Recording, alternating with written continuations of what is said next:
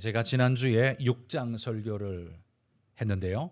그러면 오늘은 7장 설교를 할 순서이기는 합니다만 7장은 건너가도록 하겠습니다. 왜냐하면 제가 5장 설교할 때 7장의 내용인 멜기세덱에 관한 설교를 이미 했기 때문에 7장 이 멜기세덱에 대한 추가적인 이 내용이 7장인데요.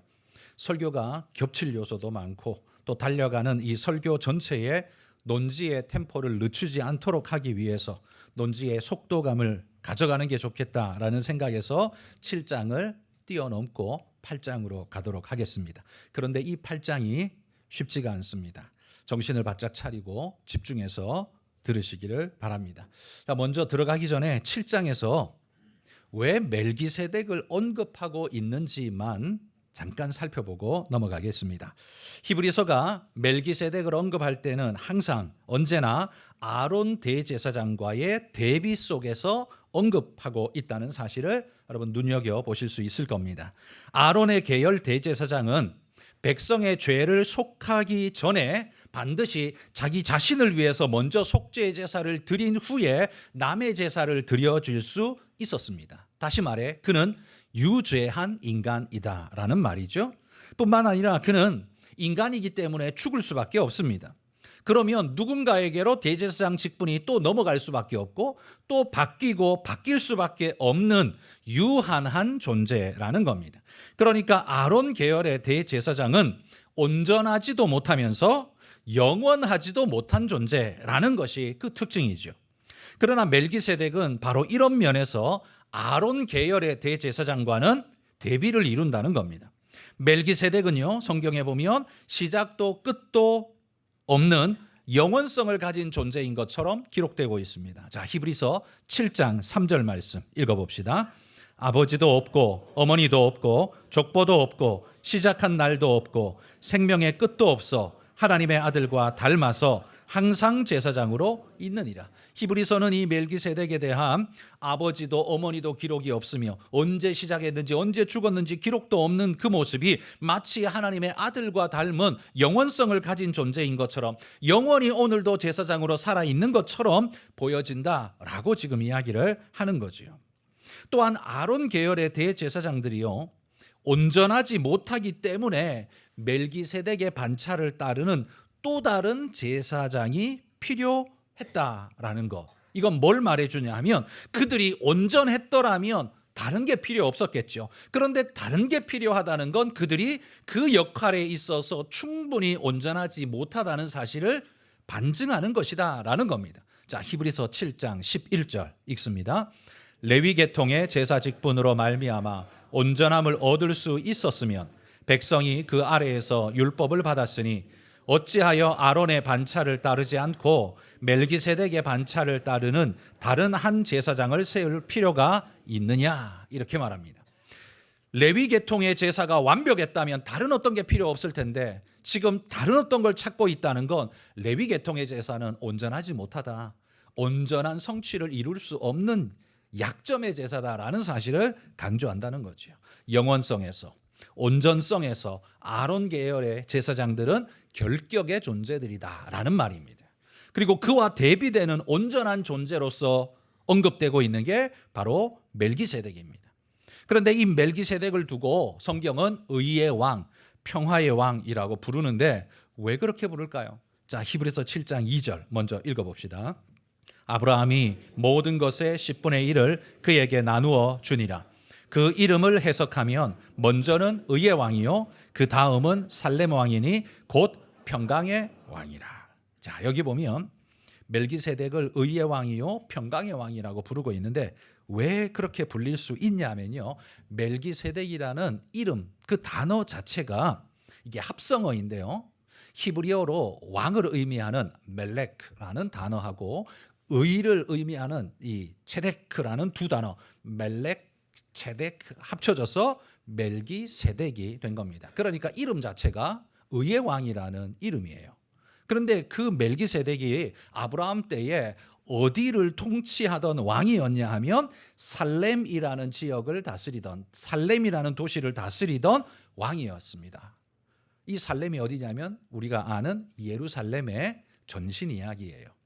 같은 곳입니다. 예루살렘. 그런데 이 살렘이라는 단어는 샬롬이라는 히브리어 평화, 평강이라는 그 단어에서 온 말이기 때문에 의미가 평화라는 의미입니다. 그러니까 샬렘을 다스리는 왕, 평화를 다스리는 왕, 그래서 평강의 왕이라고 불려진다는 거죠.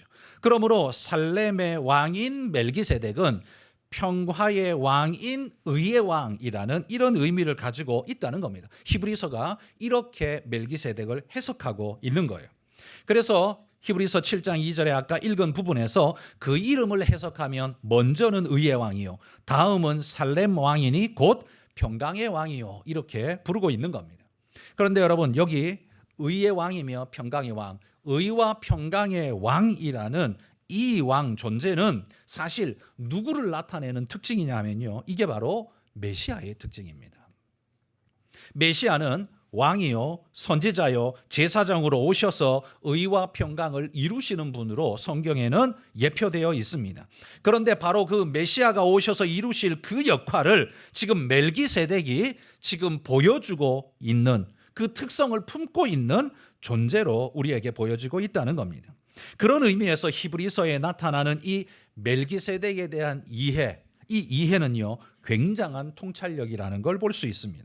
한마디로 이 히브리서는요, 박사 논문감이라는 말입니다. 왜냐하면 그 이전에는 멜기세덱을 이렇게 해석한 사람이 없고 이 멜기세덱과 예수님을 이어서 설명한 사람이 없었습니다.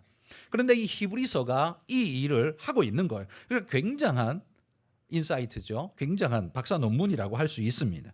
히브리서 저자는요, 우리는 누군지 사실 잘 모릅니다. 그렇지만 분명한 건 그는 굉장한 신학자일 것이라고 추론할 수 있습니다. 이런 통찰력은요, 히브리서 외에는 언급하는 데가 없기 때문입니다. 바로 이 히브리서의 신학 때문에 예수 그리스도께서 대제사장 되심이 확실하다라는 사실의 근거를 히브리서가 우리에게 말해주고 있다는 이야기입니다. 자, 이게 7장의 이야기였습니다. 자, 오늘은 8장 우리 본론 이야기로 넘어가 보겠습니다.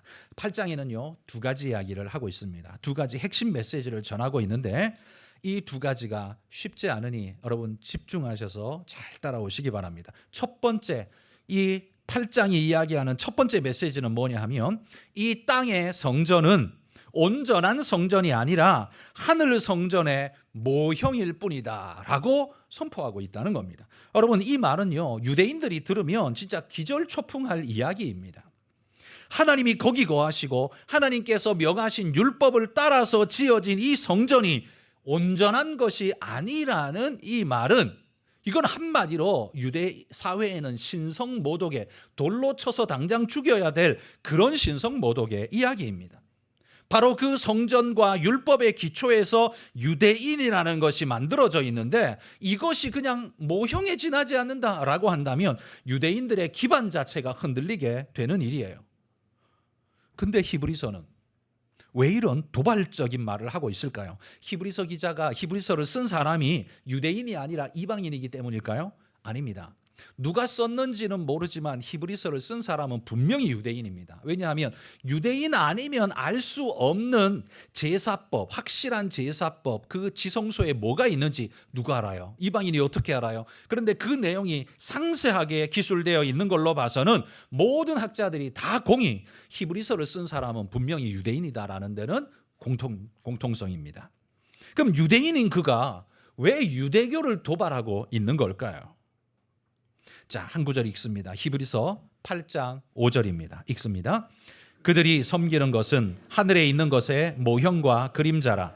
모세가 장막을 지으려 할 때에 지시하심을 얻음과 같으니 이르시되 삼가 모든 것을 산에서 내게 보이던 본을 따라 지으라 하셨느니라. 하나님께서 모세에게 이렇게 말했다는 거예요. 어떻게? 내가 산에서 너한테 보여준 그 성막의 모형을 봤지?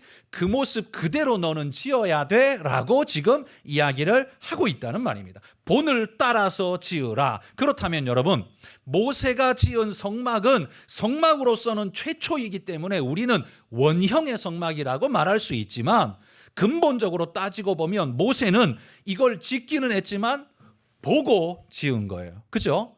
본을 보고 지은 거기 때문에 한마디로 말해 모세의 성막은 모형이란 말이에요. 복사본이란 말입니다. 그 원본은 어디 있습니까? 원본은 하나님이 보이셨기 때문에 그 하늘에 있다는 거예요. 자, 이 히브리서가 말하고 있는 이 말의 근거가 어디에 있냐면 출애굽기 25장 40절입니다. 읽습니다. 너는 삼가 이 산에서 내게 보인 양식대로 할지니라. 자, 출애굽기 누가 썼어요?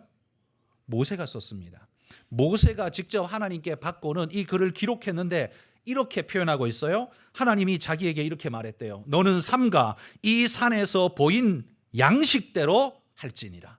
그래서 그는 본대로 만들었을 뿐이에요. 본대로. 하나님이 너는 삼가라고 표현하고 있습니다. 여러분, 삼가다라는 표현, 이건 경솔히 행하지 말고 신중하고 겸허하게 하라는 그런 경고의 메시지 같은 말 아닙니까? 그러니까 너는 네가 만들고 싶은 대로 성막 만들지 말고, 이게 더 이쁜데? 이렇게 하면 더 좋을 것 같은데? 그래서 마음대로 바꾸지 말고 하나님이 너한테 산에서 보여준 그대로 만들어라 라고 하나님이 이야기하셨다는 거예요. 그러면 모세가 만든 성막은 본래 원형이 따로 있다는 소리죠. 보고 만들었으니까요. 원형이 따로 있다는 거예요. 그러므로 모세의 성막은 원형이 아니라 모형이다, 그림자다 이렇게 표현하고 있는 겁니다. 그러면 그 원형은 어디 있을까요? 자, 히브리서 8장 2절 말씀 읽어봅시다. 성소와 참 장막에서 섬기는 이시라. 이 장막은 주께서 세우신 것이요 사람이 세운 것이 아니니라. 자, 사람이 세운 게 아니고 하나님께서 세우신 이 장막을 지금 히브리서는 뭐라고 부르고 있어요? 참장막이라고 부르고 있습니다. 왜 참장막이라고 부를까요? 모세의 장막이 모형이기 때문에 그것과 대비해서 그것의 원형적 장막, 참으로 본질의 장막, 그래서 이걸 참장막이라고 부르고 있는 거예요. 그러므로 모세가 만든 이건 우리가 볼 때는 원형 같지만 원형이 아니라 복사본이고, 진짜 원본은 어디 있냐면 하나님이 시내산에서 보여주신 그것이니까 하나님이 가지고 계신, 하나님이 계신 그곳에 있는 원형적인 성막이 거기 있다는 거예요. 여러분, 그러면 모세가 만든 성막에서 모세가 만든 성막을 섬기기 위해 대제사장이 필요했다면 그걸 위해서 아론의 제사장들을 세웠죠. 그렇다면 원형인 성막에도 섬길 자가 필요하지 않을까요? 그래서 하늘의 원형의 참장막, 참성소에서 섬기는 본질적인 대제사장이 있는데 그가 누구일까요?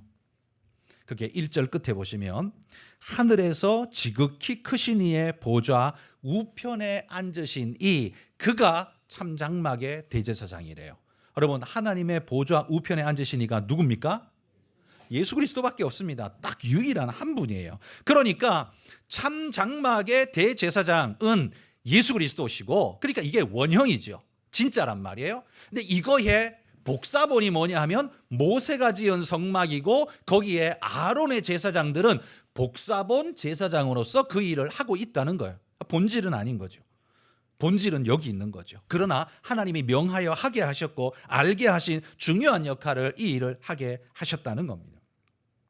여러분, 하늘에 오르사 하나님 보좌 우편에 앉으신 이, 여러분, 이 표현이 얼마나 중요한 표현인지 우리는 기억해야 합니다.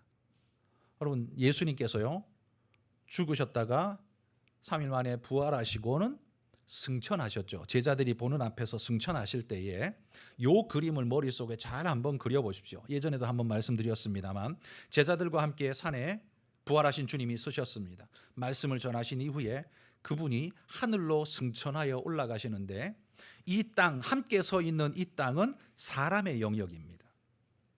그리고 승천하여 올라가시는 그곳은 누구의 영역이에요? 하나님의 영역이에요. 그런데 사람의 영역과 하나님의 영역 사이에 마치 커튼처럼 쳐져 있는 게 있습니다. 그게 뭘까요? 구름입니다. 흰 구름. 그걸 뚫고 하나님이 지성소로 들어가듯 올라가신 거예요. 이 모양이 무엇과 같으냐면 대속죄일에 대제사장이 사람의 영역인 성소 밖에서 하나님의 영역인 성소 안으로, 그리고 지성소까지 들어가는데 휘장을 열고 그 안으로 들어가시는 이 모습, 이 평면적 모습을 이거를 위로 세우면 예수님이 승천하여 하늘로 올라가신 지성소로 들어가신 하늘 지성소로 들어가신 이 모양과 똑같이 비춰지게 되는 거죠. 그래서 그분이 예수 그리스도께서 하늘에 오르사 영원한 참 대제사장이 되시고 우리의 대속을 완전히 이루시는 참 대제사장이 되셨다라는 사실을 그래서 성경이 그렇게 강조하는 겁니다. 하늘 성소를 섬기러 올라가시니 하늘 대제사장 우리 예수님이라고 지금 말하는 겁니다. 예수 그리스도는요 그래서 이 땅에 모형 성막 거기서 섬기는 모형 아론의 제사장들 그들과는 격이 다른 분이라는 거예요. 그래서 예수님은 아론의 후손으로 오지 않았습니다. 비교도 안 되는 원본이신 하늘의 성소를 섬기시는 대제사장으로 오셨다는 거예요. 그래서 6절에 이렇게 말합니다. 8장 6절 읽어봅시다. 그러나 이제 그는 더 아름다운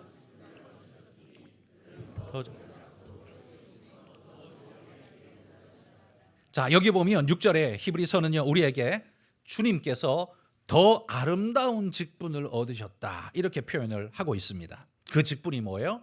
하늘 대제사장의 그 영광스러운 직임을 얻으신 거죠. 여기 더 아름답다는 건요 아름답다라고 우리 한글말이 번역했지만 이건 그냥 외형이 깨끗하고 더 예쁘다라는 미적인 표현이 아니라 이건 질적인 표현을 말하는 겁니다. 차원이 다른 직분을 얻으셨다. 바로 이 말이에요. 그래서 이 말을 오히려 더 적절한 단어로 바꾸자면 더 아름다운 직분이라기보다는 더 탁월한 직분이라고 부르는 것이 오히려 더 옳을 것입니다.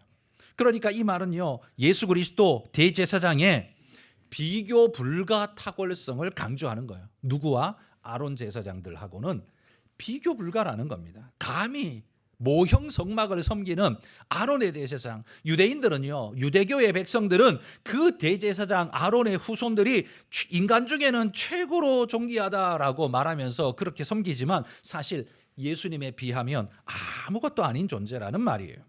그래서 예수 대제사장은 아론 대제사장보다 더 낫다가 아닙니다. 여기 더 낫다는 비교급이잖아요. 비교급은 비교할 만하니까 비교를 하는 거죠. 그러나 인간과 하나님이 비교 대상입니까? 비교 대상이 아니죠. 그러니까 이건 비교급으로 표현할 수가 없어요. 예수님은 그냥 절대성을 가지고 있는 것일 뿐이지 더 낫다는 표현을 절대로 예수님께는 붙일 수 없는 그런 존재, 비교 불가의 절대성을 강조하고 있는 거예요.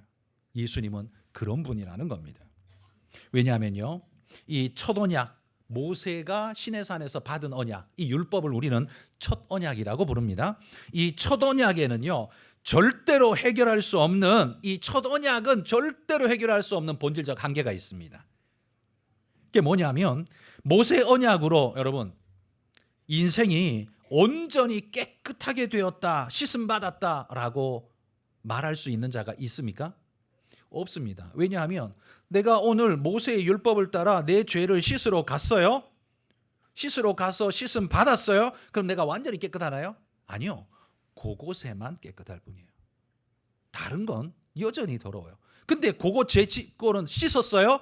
돌아서 나오다가 그 죄를 또 지었어요. 그럼 깨끗해요? 아니에요? 안 깨끗해요. 또 뭐 해야 돼요? 또 씻으러 가야 돼요. 이건 뭐예요? 그가 온전하지 않다는 증거예요. 그러니까 모세의 언약은 우리를 깨끗게 하기는 하지만 완벽히 깨끗게 하지는 못해요. 반복적으로 계속 제사를 지내야 돼요. 이거는 마치 모형과 같이 그것은 진짜 나중에 오게 될 새 언약, 그것의 모형으로서 임시 변통으로 주신 것처럼 그들에게 주어져 있는 것이다. 이렇게 보일 뿐이라는 겁니다. 그리고 그 제사를 지내는 아론의 제사장들도 제사 지내러 온 사람들의 제사를 지내주기 전에 뭘 해야 된다고요? 자기 죄부터 씻어야 된다고요. 그러니까 자기 죄 씻고 그 다음에 오는 사람들 제사를 해줄 수 있는 그런 연약한 존재. 그러니까 구약의 첫 언약 율법은요 태생적으로 한계를 분명히 지닌 그런 율법일 뿐이다라는 이야기예요. 그 언약일 뿐이에요. 그러므로 레위 계통의 제사는 우리의 존재를 깨끗하게 하는 임무를 근본적으로 성취할 수 있느냐? 없다. 이게 한계라는 말이에요. 그저 예수 그리스도가 오실 때까지 하나님과의 관계를 유지하면서 그 정도만 주님이 온전히 씻어줄 터인데 그때까지만 우리에게는 제사가 필요해요. 하나님 앞에 죄 씻어야 해요. 죄가 뭔 줄 알아요? 의가 뭔 줄 압니까? 하면서 그거 알려주는 게 뭐냐? 이 율법이란 거예요. 그게 없었으면 예수님이 와도 우리는 못 알아들었을 거예요. 그게 있으니까 알아들어요. 다행히. 그러니까 이건 우리를 온전케 하지는 못하지만 온전케 하러 오시는 예수님을 알게 하고 그 예배와 제사를 우리가 드려야 한다는 걸 깨닫게 해주는 정말 중요한 요소가 된다는 말입니다. 이 말이 이해가 되십니까? 네, 좀 어려울지도 모르겠는데요. 여러분, 그러면 우리는 이런 생각이 들죠. 아니 그러면 온전하지도 않은 걸 뭐하러 줬대? 온전하지도 않은 율법을 뭐하러 줬대? 그냥 예수님 오셔서 한 방에 끝내면 되지 귀찮게 왜 이렇게 두 가지로 나누어 가지고 온전치도 않은 걸 줬을까요? 왜 그랬을까요? 네, 필요하니까 그렇죠. 근데 왜 어디에 필요했을까요? 이리 한번 생각해 보십시오. 만약에 구약의 율법이 없어요. 구약의 제사도 못 지내요. 아무것도 없어요. 그럼 뭐 죄 지으면 그건 죄 지은 거고 속죄도 없어요. 대속도 뭔지 몰라요. 왜? 율법이 안 주어졌으니까 제사도 몰라, 죄도 몰라, 속죄도 몰라, 대속도 몰라, 다 몰라요. 자, 그런데 예수님이 왔어요. 자, 그러면 예수님이 뭐하러 오셨는지 설명할 방법이 있어요? 설명할 방법이 없어요. 이해가 없잖아요. 선 이해가 없기 때문에 예수님이 와도 뭐라고 할지 아무것도 몰라요. 이거 예전에도 제가 말씀드렸는데 비유적으로 세례 요한이 요단강에서 예수님이 세례 받으러 올 때 이렇게 말했어요. 보라, 세상 죄를 지고 가는 하나님의 어린 양이로다. 그랬을 때 유대인들이 그 말을 알아들었나요? 못 알아들었나요? 아니, 알아들었어요. 왜? 질문을 안 했어. 왜? 알아들었으니까. 그게 무슨 의미인지 알았어. 알긴 알았어. 그러니까 세상 죄를 지고 가는 하나님의 어린 양. 어린 양의 용도가 뭐예요? 죄 씻음의 용도라는 걸 알았어요. 그죠? 그리고 그 죄 씻으려면 어린 양을 잡아서 피를 흘려야 한다는 걸 알았어요. 그거 어떻게 알았을까요? 평생 동안 율법의 제사를 지냈기 때문에 이거 알아요. 그죠? 그런데 만약에 세례 요한이 세종대왕 시절에 광화문 앞에서 그 이야기 했다면 알아듣는 사람이 있었을까요? 세상 죄를 지고 가는 하나님의 어린 양이다라고 말하면 그거 알아들을 수 있는 사람이 누가 있어요? 양은 잡아먹는 용도밖에는 나는 모르겠는데 세상 죄를 지는 건 또 뭐야? 근데 그걸 왜 양이죠? 뭐 별별 이야기가 다 나오겠죠. 아무도 못 알아들을 거예요. 예수님이 왜 왔는지 해석할 방법이 없을 거예요. 그런데 하나님은 이 제사와 율법을 통해서 예수님이 왜 오셔야 하는지를 계속 알려주신 거예요. 그리고 피가 없은즉 사함이 없다는 죄 씻음을 위해서는 속죄가 필요하다는 걸 율법을 통해 보여주셨어요. 만약에 구약에 율법이 없었으면 예수님의 대속이 우리에게 필요하다는 개념 자체가 우리에게는 성립되지 않아요. 못 알아먹는다는 거죠. 와도 왜 왔는지 모르고 스쳐 지나가는 존재가 될 수밖에 없다는 말입니다. 그래서 율법은 그런 의미에서 굉장히 중요한 의미가 있다는 거예요. 쓸모없는 게 아니라 굉장히 중요한 의미가 있다는 겁니다. 여러분, 멋진 영화가 나오는데 이 영화가 나오기 전에, 영화가 개봉하기 전에 먼저 나오는 게 있죠. 뭐가 있을까요? 뭐 광고가 있죠. 광고. 영화 보러 오라고 광고를 만들어요. 이 광고에는 그 영화 안의 내용을 약간 흥미있는 부분의 영화 씬을 연결해 가지고 일부러 딱 보여주면서 보러 오라고 만들죠. 자, 보러 오라고 만듭니다. 자, 누군가가 그 광고를 봤어요. 보고는 이렇게 말합니다. 이야, 그 영화 광고 진짜 기가 막히다. 이렇게 말했어요. 자, 그러면 이 말은 이 광고를 보면 영화의 모든 내용을 다 알게 된다는 소리일까요? 영화는 2시간짜리인데 광고는 몇 초짜리잖아요. 그거 보고 영화 전 내용을 알 수 있어요? 몰라요. 그러면 이 영화의 광고가 기가 막히다는 말은 무슨 말이에요? 내용을 알게 해준다? 아니요. 영화는 알게 해주지는 않아요. 그 대신 이런 식으로 이런 사람들이 이런 스토리가 이렇게 돼? 근데 뭔지는 모르겠어. 왜? 하도 짤막짤막하게 붙여놓은 이야기라. 그 대신 뭐예요? 이 영화의 광고 목적이 뭡니까? 그 영화의 기대감을 가지고 궁금증을 가지고 영화관에 찾아오도록 만드는 게 광고의 목적 아닌가요? 내용을 알려주는 게 광고의 목적 아니에요. 기대감을 가지고 영화관에 찾아오도록 만드는 게 그게 영화 광고의 목적이죠. 그렇다면 그 영화 광고를 보고 사람들이 기대감을 가지고 야, 저거 빨리 보러 가야 되겠다라고 마음을 먹었다면 그 광고는 진짜 잘 만든 광고인 거죠. 그게 100점짜리 광고가 되는 겁니다. 그러니까 광고는요, 영화의 내용을 다 담을 필요가 전혀 없어요. 뭐만 하면 돼요? 기대감만 만들어내면 돼요. 영화 보고 싶다는 마음만 만들어내면 돼요. 그게 영화 광고의 100% 역할인 겁니다. 여러분, 마치 율법이 그런 것 아닙니까? 율법 안에는 우리의 죄를 완전히 속하는 방법, 율법 안에는 없어요. 단지 그걸 속하시러 그분이 오신다라는 걸 알려줄 뿐이에요. 그리고 하나님 앞에 범죄한 자는 사망인데 대속을 통해 구속받을 수 있다, 구원받을 수 있다라는 대속의 은혜를 율법이 이야기해줘요. 그러니까 그 율법이 있기 때문에 우리는 예수님을 기대할 수 있고, 율법이 있기 때문에 예수님의 오신 이유와 목적을 깨달을 수 있고, 그래서 율법이 우리에게 사실은 중요한 거예요. 쓸모없는 거, 저 딴 거 왜 만들었대? 예수님만 오면 되지? 우리는 그렇게 말할 수 있지만 그게 아니에요. 굉장히 중요한 거예요. 여러분, 광고편 율법만 가지고 제사 드리고 있는 이 지상의 성소, 그래서 이 성소를 뭐라고요? 모형에 지나지 않는다는 거예요. 복사본. 원형은 어디예요? 저 하늘에.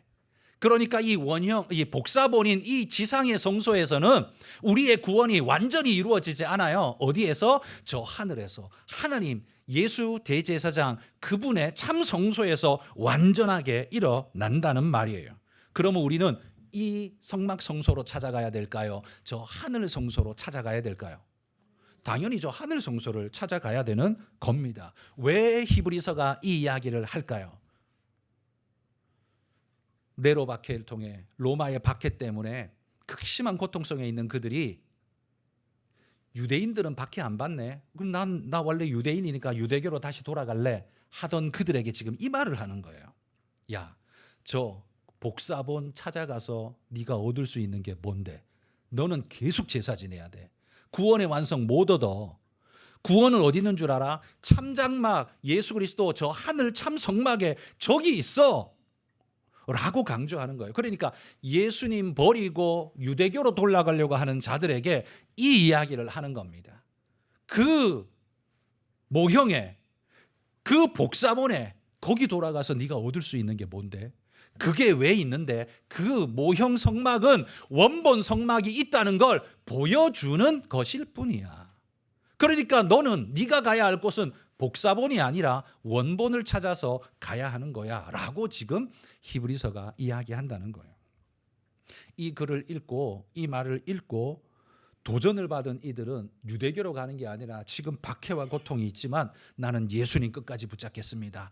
그런 일들이 일어나지 않겠습니까? 바로 히브리서가 지금 그 이야기를 하고 있는 거예요. 그게 8장의 첫 번째 메시지라는 말입니다. 자, 8장의 두 번째 메시지는 이겁니다. 첫 번째 언약, 모세의 언약은 무흠하지 않다라는 겁니다. 완벽하지 않다는 거예요.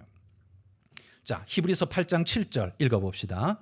저 첫 언약이 무흠하였더라면 둘째 것을 요구할 일이 없었으려니와. 자, 이 뉘앙스는 둘째 것이 요구되어졌다는 소리예요? 아니란 소리예요? 요구되어졌다는 소리예요. 둘째 것이 요구되어졌고 둘째 것이 지금 왔다는 소리예요. 그럼 둘째 것이 왔다는 건 첫째 것이 무음하다는 소리예요? 아니면 흠이 있다는 소리예요? 흠이 있다는 소리예요. 그러니까 그걸로는 안 된다는 소리예요. 그것이 바로 두 번째 새 언약이 이야기하고 있는 바라는 겁니다. 첫 언약이 완벽했더라면, 그래서 하나님이 요구하시는 모든 요구를 첫 언약이 다 충족시킬 수 있다면 두 번째 것은 전혀 필요가 없었을 것이고 하나님은 두 번째 것을 줄 리가 없었다는 거예요. 근데 하나님이 두 번째 것을 주셨다는 것은 첫 번째 것이 완전하지 못하다는 증거라는 말이에요. 여러분, 첫 언약이 언제 주어졌습니까? 첫 언약이 누구의 언약이라고 불려요? 모세의 언약이라 그랬어요. 모세의 언약이니까 모세가 받았겠죠? 어디서 받았습니까? 네, 시내산에 올라가서 받았어요. 시내산에 올라가서 받아온 그 율법의 말씀인데, 이 언약을 하나님이 언제 주셨는가 한다면 애굽에 종살이하던 그들을 열재앙을 통해 끄집어내시면서 홍해를 건너시면서 하나님이 손붙잡고, 히브리서가 말해요, 그들 손붙잡고 인도해서 끄집어내어서 시내산에 와서 하나님이 그들과 함께 언약식을 맺는데, 그 언약식은 결혼식에 비유되어져 있습니다. 그만큼 순결하고 소중하고 귀한 것이라는 말이죠. 그런데 모세가 하나님의 율법 받으러 며칠 동안 올라갔어요? 며칠 동안? 성경 퀴즈. 선물은 없어. 40일 동안, 그죠? 네, 시내산 40일 올라갔잖아요. 그래서 율법을 받으러 갔어요. 자, 40일 동안 받으러 올라간 사이에 이게 자기들끼리 남겨진 게 지금 처음이니까, 그 광야니까 불빛도 없고 달빛 하나만 달려 있는데 그 깜깜한 곳에 자기들끼리 놓여 있으니까 이 얼마나 두렵고 떨렸겠습니까? 아마 들짐승이 저쪽 구석에서 막 늑대들이 막 부르짖고 그런 모습도 있지 않겠어요? 마음이 불안하니까 그때부터 백성들이 뭘 했어요? 우리를 인도할 신을 만들라 그러면서 아론을 막 공격해가지고, 아론이 뭘 만들었어요? 금송아지 만들었어요. 금송아지 만들었고 술 마시고 춤추면서 막 이것이 우리를 인도한 여호와다 그러면서 난리법석을 떨었습니다. 근데 하나님, 모세가 언약을 받아서 내려와서 보고는 분노하죠. 진노합니다. 진노할 수밖에 없죠. 아까 이 언약식이 무엇에 비유된다고 했냐면 결혼식에 비유된다고 했어요. 하나님은 항상 그렇게 이야기해요. 내가 너의 신랑이고 너는 내 신부다. 결혼식을 언제 했다고요? 애굽에서 꺼내어서 시내산에서 내가 너와 결혼했다. 거의 이런 분위기로 지금 말씀하고 있어요. 그런데 결혼식, 하나님의 율법을 받아서 모세가 내려오기 전에 지금 난장판이 돼버렸어요. 이건 다시 말해서 결혼식 전날 밤에 지금 신부가 외간 남자랑 지금 바람피고 있는 거예요. 지금 그 모양인 거예요. 하나님 보실 때 이스라엘 백성은 결혼식 전날 밤에 이 신부가 외간 남자랑 바람피고 있는 그 모양이 딱 지금 펼쳐지고 있는 거예요. 우리 같으면 이미 결혼식 전날이니까 결혼 없이 파혼 하겠죠. 근데 하나님은요, 그래도 그들을 품어주셨습니다. 다시 그러지 마라. 그리고는 다시 품어주셨어요. 품고 또 품어주셨어요.